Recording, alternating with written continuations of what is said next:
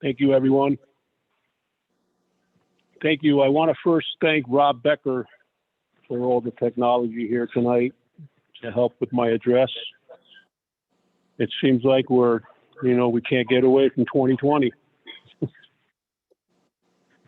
Good evening, everyone, and thank you for joining me this evening for our annual State of the Town and Budget Address for the purpose of presenting the 21-22 budget to the Town Council.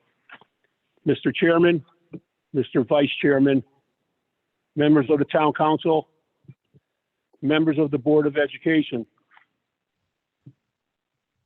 Chairwoman Michelle DeLucia of the Board of Education, Superintendent of Schools Erica Forty, all members of the Board of Finance, and all other elected officials, all of our town department heads, and of course the taxpayers of the town of East Haven. This past year has presented us with an unimaginable and unprecedented challenge. We all in some ways have been impacted by this COVID-19 global pandemic. I want to offer my personal and our town's condolences to the families who have lost loved ones as a result of COVID-19. But as devastating as these losses are, it is also a time that's lost with visiting with family and its impact on traditional gatherings. It was and continues to have a disturbing impact on our lives. When we took over approximately 18 months ago, we inherited a town that had serious and compelling financial and infrastructure issues. So we knew we had to roll up our sleeves to address these long impacting conditions. We knew that we had to act responsibly moving forward. We had to not chart only a realistic course back, but to also be honest about what we found. My parents always instilled in me to never panic, but prepare and work. I have always appreciated a portion of a John F. Kennedy quote that reads as follows: "In a crisis, be aware of the danger, but recognize the opportunity." These thoughts and this team approach were already in my psyche even before the pandemic hit us in early March 2020.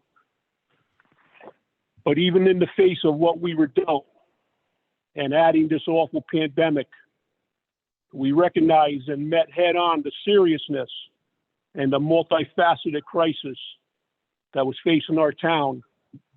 But each of us worked together and we marched on.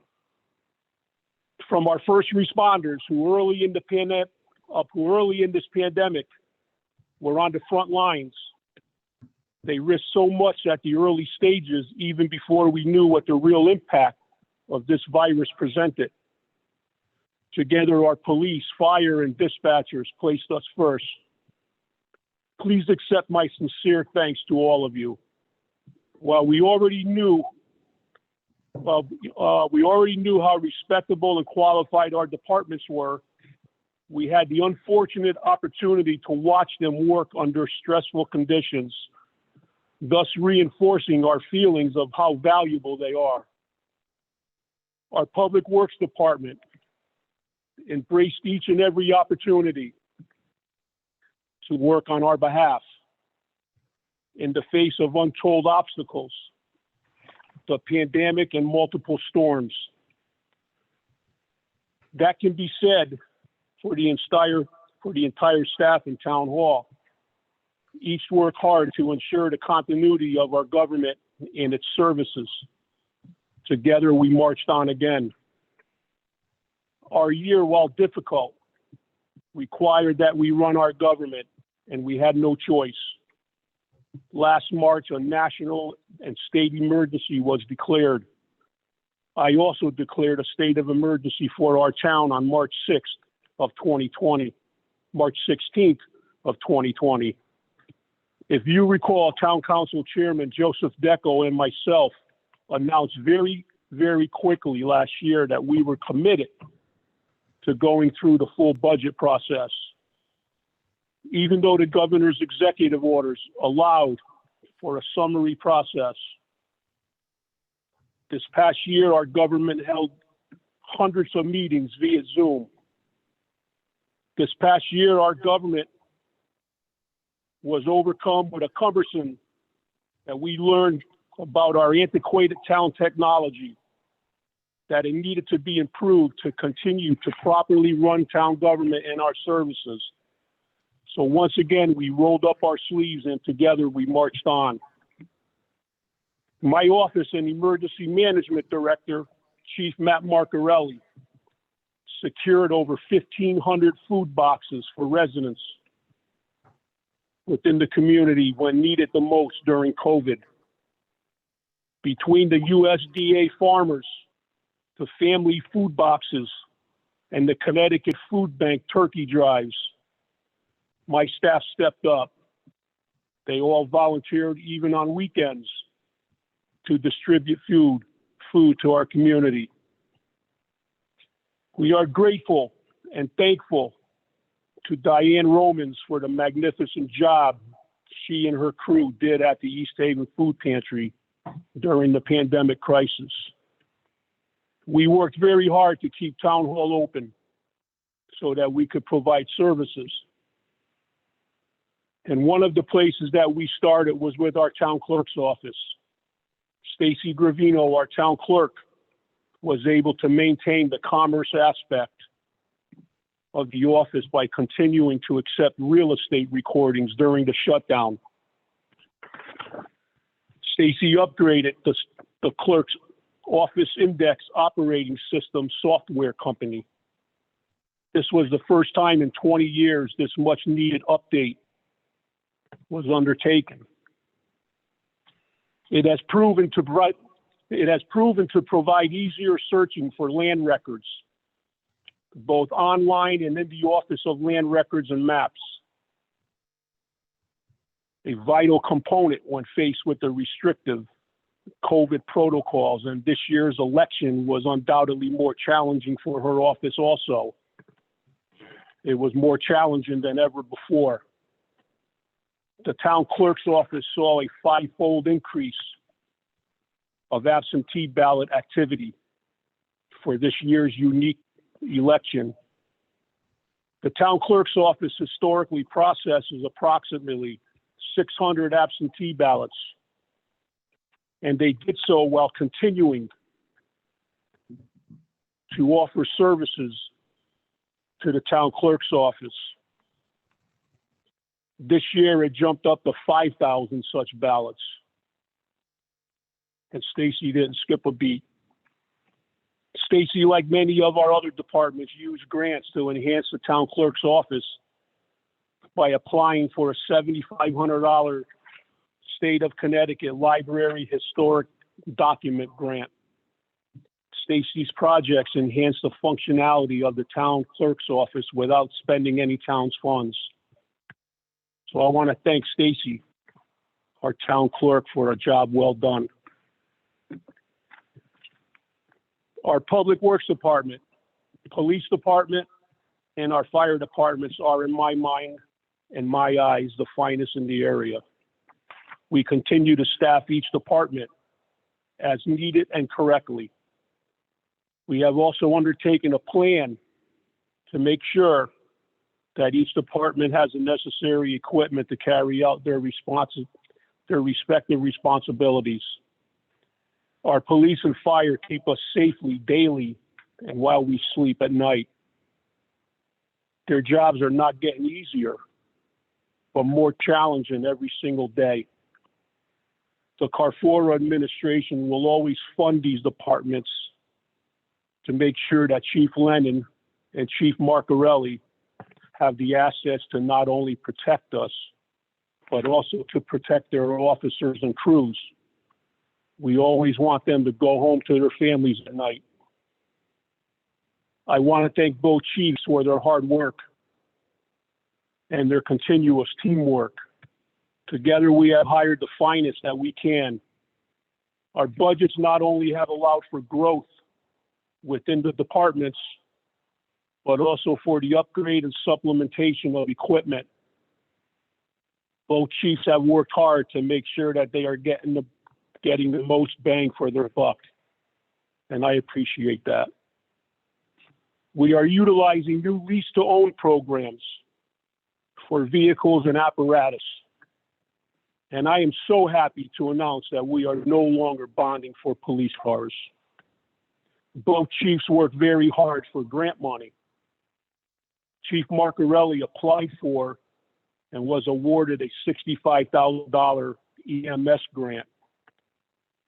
He was also awarded a $75,000 grant from FEMA for COVID-19 PPE protection. Chief Lennon received $125,000 from the United States Department of Justice for school resource officers. The departments to date are positioned to receive another approximately $60,000 in COVID-19 reimbursement for police and fire overtime. Working together with Finance Director Jim Keeley, we are maximizing our reimbursements and fighting for every single opportunity, utilizing grant possibilities while upgrading systems and equipment without spending the town's money. In addition, our police and fire chief have worked closely on a joint police safety radio project. This 2-year project that I supported as a member when I was a town councilman and saw through to fruition as your mayor of this town has officially been completed. Never before has this community seen this type of planning and collaboration. I, as your mayor, can proudly say I have a great team surrounding me. No greater display of this demonstration on a daily basis by our finance director, Jim Keeley, our fire chief, Marcarelli, our police chief, Lennon, and superintendent of public works, Charlie Hoyle. Each continues to pursue grant opportunities through the state and federal government to offset additional unexpected costs incurred by COVID-19 in the town of East Haven. Our superintendent and Board of Education and our teachers, along with our students and parents, have faced unprecedented obstacles this year. I think we can agree that COVID presented the worst circumstances, although some paths that are selected will never agree with everyone. But these paths are selected with the best intentions and with the best interests of our children. I also am pleased that we have worked hard to create and improve the lines of communication between my office and the superintendent of schools. We are here to help with the common goal of protecting our wonderful and talented young people. Together we faced down this crisis, and together we marched on. Charlie Coyle and our Public Works Department have been tested, to say the least. Prior to COVID, we had a schedule of events and priorities, town work that needed to be done in-house by our own very qualified workers at Public Works. And they were eager to do it. From road patching, fencing, drainage, park work, they were doing it all, and like never before. But then COVID hit, and their priorities had to change. I threw everything at them but the kitchen sink after the pandemic started, and they never wavered. They came into town hall to retrofit offices with permanent safety shields, professional work all done in-house by our own people. Public Works crews performed through COVID and under strict COVID protocols. To touch on some of the completed projects that were performed by our department and managed by our department, we cleaned up and have additional plans for Michael Street Park. We painted and restored our gazebo on the town green. We paved roads from August to November of 2020. Public Works crews worked 13 straight weeks cleaning up from damage left from 2 storms. They removed down trees and brush throughout all parts of the town, and they didn't waver one bit. They were there whenever we needed them. We completed drainage work throughout town. We are continuing to clean up Tuttle Brook and Farm River. We purchased a new vac truck. We replaced a 33-year-old tree truck, a dump truck with a snowplow and a sander, 3 new pickup trucks for our foreman, all with grant funds with no cost to taxpayers. And I repeat, no cost to taxpayers. We also purchased a line painter for our roads and our crosswalks and our parking lots. We purchased it for $15,000 from a sale of 3 vehicles that were put out of service. Because we're spending close to $50,000 to $75,000 per year on road painting, so it's a no-brainer. And our public works guys can do this in-house at no cost to the taxpayers. And that machine just came in this week, and they're waiting to start training on it. We are replacing a 50-year-old furnace at Company 3 Firehouse in Foxen. We did and are doing various sidewalk repairs. Our town beach was well maintained all summer, with bathrooms repaired, new stalls were added, and they were added to replace the rotting existing ones. We cleaned catch basins throughout town, and we replaced basin tops on all newly paved roads. The roof at Town Hall will also be replaced this year. We replaced a 60-year-old fence on Field 1 at the pit, with more coming. We fixed and replaced the Memorial Field fence and the skate park fence that was in disrepair and left unfinished and unsafe. We repainted and finished the cupola at Town Hall with donated products and services from our friends at Goodies, Smedley Crane, and JR Goat Designs. Again, at no extra cost to the taxpayers. It was all donated. We added renovations and updated the heat at the animal shelter. That's not all that's being done, but that's an impressive list in 1 year under COVID-19 restrictions and protocols. So I got to give kudos to the public works guys because they did one hell of a job. Our work in Town Hall never stopped. From new hires in land use, our tax office, and in purchasing. We could not be more pleased with our new tax collector, Anna Del Rosso. She has continued the difficult work for the tax office throughout COVID. Anna has worked hard to exceed all tax collection expectations in a compassionate way, given the vast circumstances related to COVID. I'd like to thank Anna and her staff for a job well done. Our land use area is very active, and we recently added our new department head, Joseph Boudreau, as our zoning enforcement officer. So we are optimistic about the continued evaluation of that area. Our engineering department is headed by Jonathan Bodwell. Jonathan inherited a mess, but I could not be more pleased with Jonathan. He is respected by the state and federal authorities. The utility companies appreciate dealing with him because he is thoroughly organized and skillful in his trade. He sheds a positive light on this community. Jonathan is spearheading the completion of the West End project, and bids are going out. And we look forward to moving that towards completion. He is also taking the lead on the Shoreline Greenway Trail.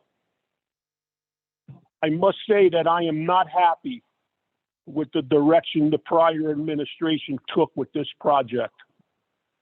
A beautiful classic walking bridge would have highlighted some of the natural beauty of this town in that area. But like so many other things that we inherited, that ship came and sailed. Jonathan will make sure that this project is done correctly and professionally. In continuing to evaluate the ways to improve the quality of life for our residents, we have sought out and applied for state grant fund money. And I'm standing here tonight, I am so thrilled and so happy to announce that we were approved to receive funds to start surveying a Farm River walking trail.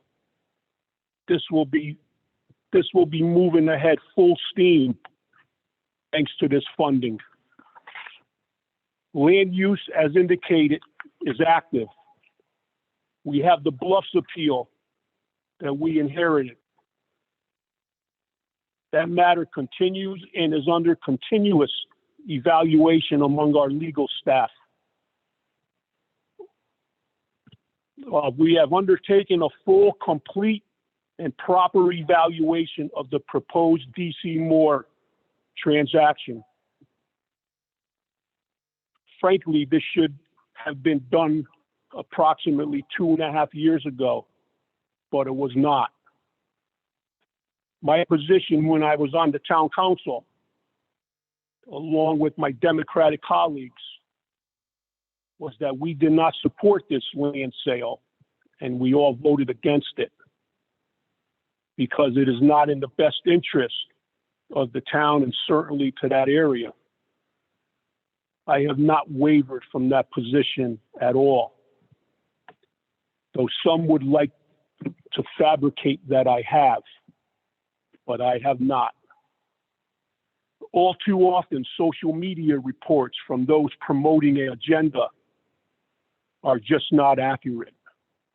Quite frankly, they're totally untrue.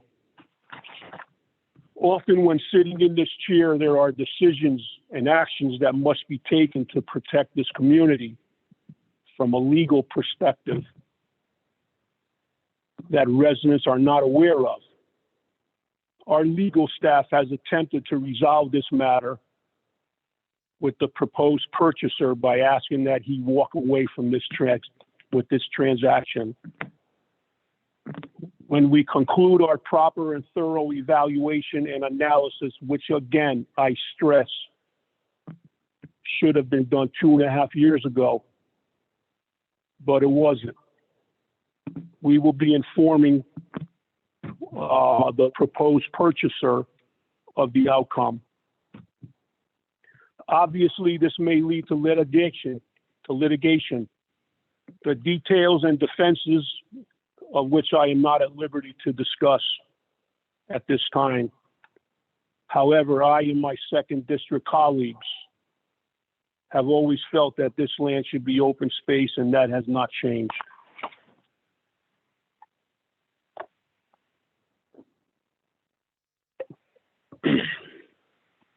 As for 1 Barberry versus Maturo, that matter is being defended by our legal staff in the United States Court. Our town attorney will continue to update the town council and board of finance. Our recreations department, our recreation director's position has been posted. So that process has begun. We look forward to it. Our rink facility rehabilitation process is ongoing. We have received in excess of 5 requests for proposals for the repair. Our main goal continues to be to get a sheet of ice repaired and active, but COVID has directly impacted this process also, as some of the top groups that we were interested in doing this project, they simply could not put people on the ground to do walkthroughs in our facility. Additionally, once we took a hard look at the facility, it was apparent that its disrepair wasn't simply the ice. It was apparent that the whole entire building needed to be renovated. Furthermore, during the preliminary process, most groups asked for facility maintenance records, documents that they wish to review prior to responding to our request. Unfortunately, did not exist. We are eager to finish the first phase of getting the ice down, followed by the next phase to renovate the building. Our pool, another big issue that we inherited. The thought that I and my administration is sitting on this building is totally ludicrous. I understand the importance of a pool to our senior community and, of course, to our swim and dive teams. I know the joy of competing for this community. Some of my greatest joys and memories are related to my basketball career for East Haven, and I know as well as anyone how important it is to have a home facility. The current pool cannot allow that. Not simply because of the state of disrepair, but also because it is not a regulation pool. It's not long enough, it's not wide enough, it's not deep enough, and the ceiling is too low for diving under state compliance regulations. All things that we had evaluated, and something that the naysayers might not be aware of. So again, misinformation does no good to anyone. I have in my office a cost to repair that facility. To repair that pool, it's in the $6 to $8 million range. And it still won't be a certifiable pool for competition. So we are actively looking for alternatives. We're looking for grants, private and public partnerships. All possibilities are on the table. But again, what has taken 15 years to destroy isn't going to be remedied in a year and a half. But as always, we worked hard and we marched on. It became almost immediately apparent to us when we took office that our 30-year-old phone system needed to be desperately upgraded. I asked Tina Headley to lead this project. Initially, phone systems were the first wave of updates. We eliminated over 100 phone lines that were not used. This resulted in approximately $4,500 a month in savings on our town phone bill, or in more dramatic terms, over $50,000 a year. $50,000 a year. Town Hall's new telephone system is now connected to the East Haven Police Department and to the East Haven Fire Department. This was the first phase of many. We will be updating all departments onto our new system. This will connect all the departments together and allow extension to extension dialing, thus making transfer of phone calls easier. Employees have more access to phone calls and voicemails from their homes and more flexibility to modify its setup during COVID. We are currently gathering information for fiber for Town Hall. Police and fire already have the state-of-the-art fiber connection. This will update Town Hall's internet connection drastically. Does it shock you that most municipalities are already on fiber, and we are not? It should not be that way. We need to drastically bring the town of East Haven into the 21st century, because there are ways to get this done efficiently and in a cost-effective way. We are working to update the town hall's information technology structure and design. Public Works is rewiring offices and buildings. Some of this stuff is basic stuff. Where this town was is unacceptable. We now have internet at the landfill, so we can take electronic payments there as well for services. Alarm systems were updated townwide, cameras added, additional security and new key systems throughout town buildings. Thank you for your leadership, Tina, on this. Michelle Benavengla from my office has worked hard to coordinate programs for our community. From concerts in the middle of COVID to movie nights. Her efforts in this area have been remarkable. But one of the things that we are most proud of is our relationship with the YMCA to provide a before and after school program. In addition, we will partner with the YMCA to run summer camps.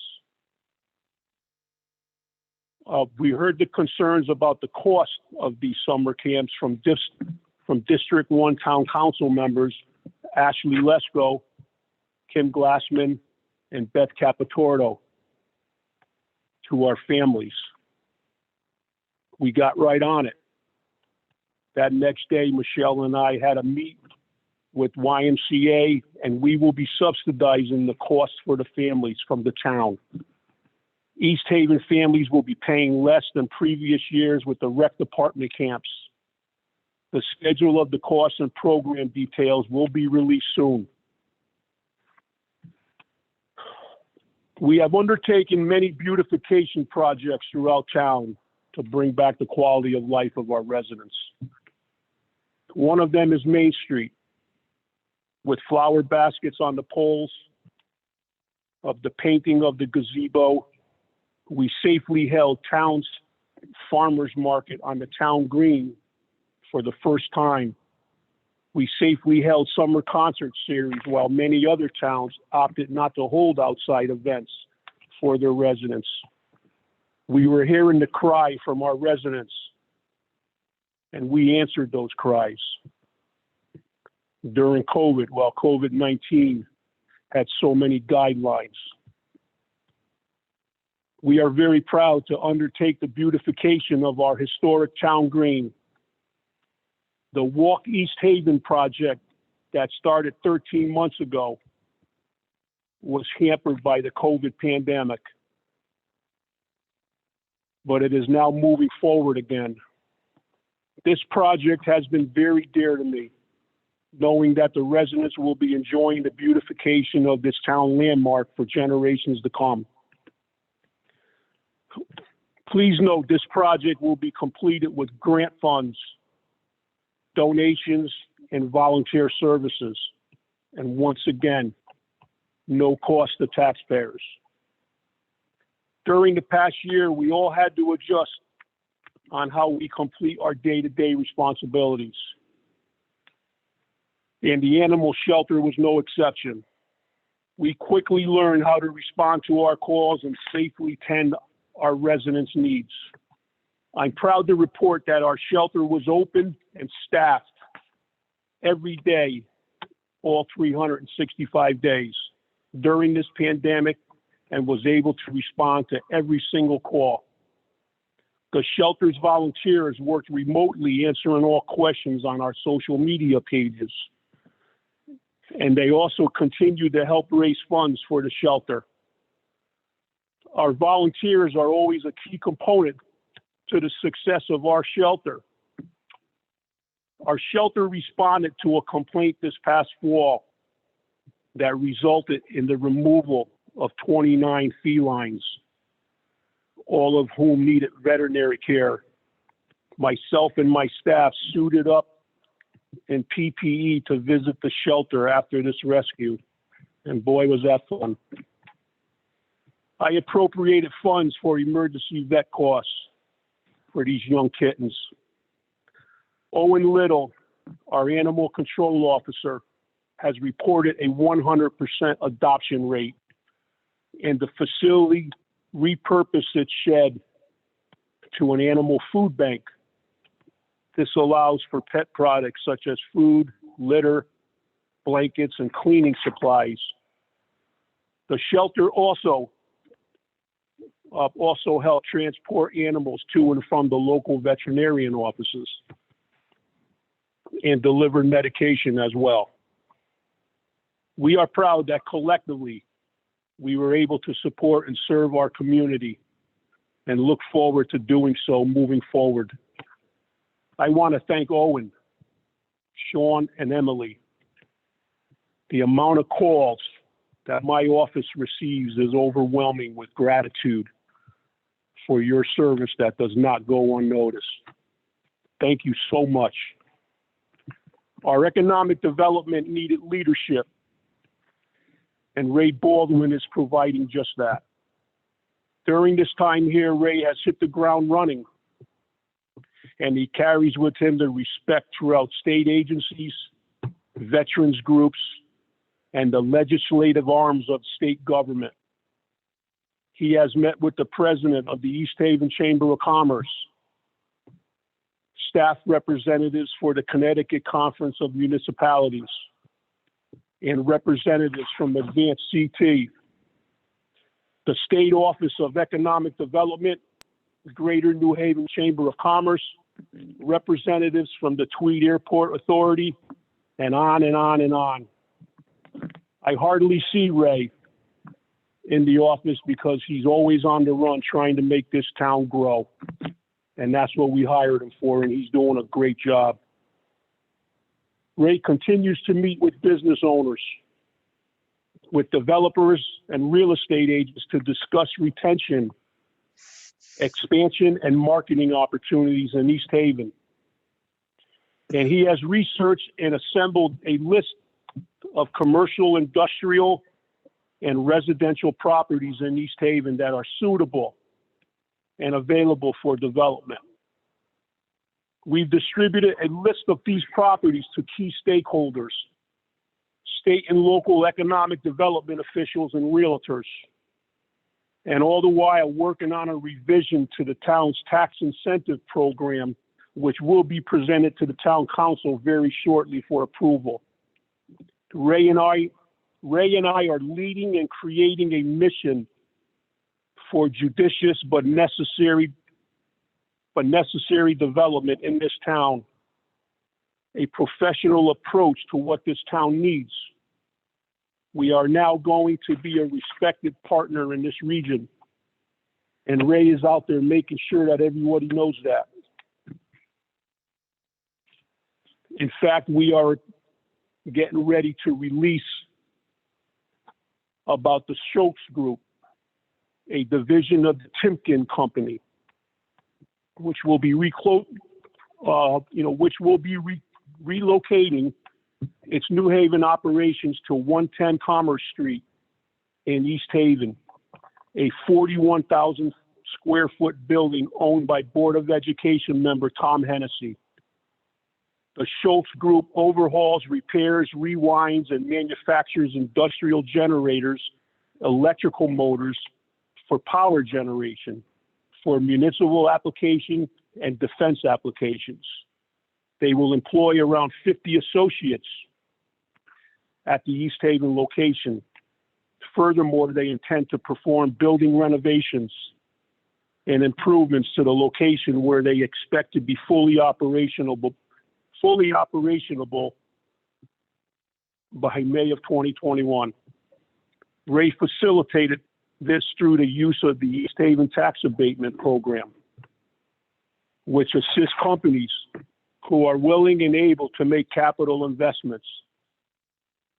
It is also entitles them to UI grants also with this abatement program. Thank you, Tom Hennessy, his company, and the representatives of Schultz and Teray. We welcome this growth in East Haven as we become a community of choice. This is a real success story, and there are more to come.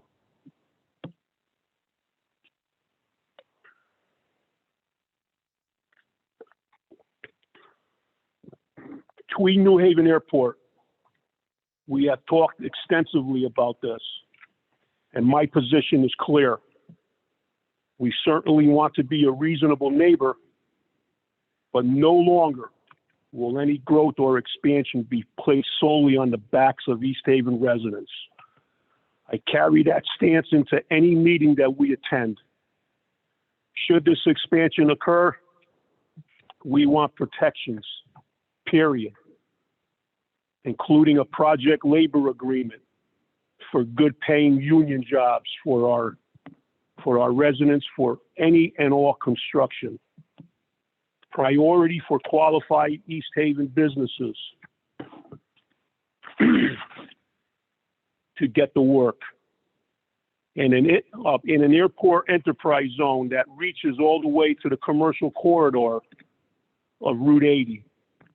We may not be able to stop this expansion as the courts have spoken, but we can make sure that we are protected. COVID has unfortunately been in our fabric for a year. And in one form or another, it will continue to be a presence that we have to deal with.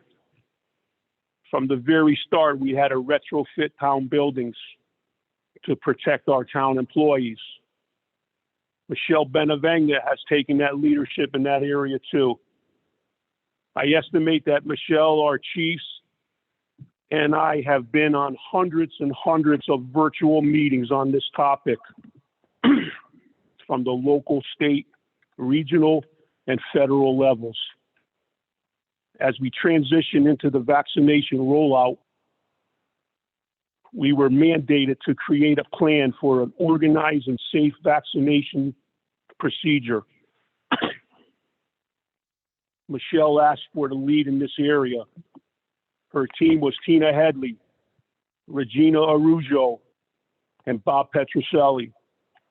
What a wonderful job they did carrying out the requirements and in some instances dealing with the restrictions of East Shore Health District, the state of Connecticut, and the federal government. From February 12th to March 26th, we have vaccinated over 1,000 people here in East Haven, alone in a safe and organized fashion that was utilizing mostly a volunteer workforce. The clinics were at the East Haven Senior Center, Branford Hospice, Shoreline Healthcare, Fairhaven Community Health Center in New Haven. Michelle and her team will now focus on implementing the constantly changing COVID-19 guidelines into the planning of the reopening of the senior center and summer activities which are planned for our residents. This will undoubtedly be challenging. It will be a task, but I have complete faith in Michelle and her team to get it done. Our senior citizens have been the most vulnerable population during this global pandemic and have been the group urged to remain isolated in order to remain healthy. Due to the efforts of my office and East Shore Health District, I can proudly say that 75% of our East Haven seniors have received the COVID-19 vaccine. Thanks to these combined efforts, I am proud to say we are planning on reopening our senior center in mid-May and will be welcoming back our seniors. During this shutdown period, our senior center, Bob Petroselli and Michelle Benavanga, have been strategically planning the reopening while also enhancing the services being provided. Our senior center will be offering additional programming with our partners at the YMCA. The center hours are going to be increased. Transportation to the center will resume, along with additional transportation to medical appointments and to the Branford YMCA to use their facility. Bob and his staff are excited to get them back and for the bingo numbers to start being called again. Our seniors are not the only members of this community eager to resume normalcy. Our residents have been amazing at following COVID guidelines and getting vaccinated when their age group became eligible, which is allowing us to plan for a summer filled with activities for our residents and to get outside again and socialize safely with our neighbors. This summer in East Haven, you will hopefully be able to enjoy many of the favorite events that we needed to forego last year due to the pandemic, such as our fireworks display and fall festival. The annual Summer Series concerts on the Green is being planned as I speak, along with some new events, a beach concert series, movie nights at the beach, and our second annual East Haven Proud Parade, which, similar to last year, will consist of a motorcade, but this year it will end at the town green, where residents can enjoy food trucks and a concert. Our farmers market will also have more vendors participating, including activities which will invite families to come down to the market to start their day with entertainment for all ages. I am quite proud to stand here before you to talk about what we can do for this community, but even more proud to stand before you to talk about our team and what we have for our community, what we have done for our community. In last year's budget, we cut $6 million from spending on the town side. We found and removed fake revenues. During that process, we found items that were concerning and reported them to the proper authorities. And trust me, we continue to cooperate where necessary to make sure that this town and its taxpayers are fully protected. And maybe most importantly, we continue to monitor our performance against last year's budget on a weekly basis, and in some instances, twice a week. Jim Keeley is most likely sick of me calling him up to my office to talk about and to analyze our performance. Like last year's budget, this year's budget is a responsible presentation. It appropriately funds our town government and provides the Board of Education with funds to run their program, and it enhances services in our town, and it's going to definitely improve the quality of life here for our residents more and more. And it does not raise your taxes. This budget proposal has been reviewed by the Board of Finance, and I am proud to report to you that this year, like last year, it received a unanimous bipartisan vote of approval. Never before have we faced what we did this past year. And I pray that we are able to put this behind us as soon as possible. I can say this, though, that together we faced every obstacle head on. I am proud to be your mayor, and tonight I am proud to pass on to the town council a responsible and well-vetted budget proposal. Together we will march on again. Chairman Deco, I yield to you. Thank you, Mayor Carfora, and thank you for everyone involved in the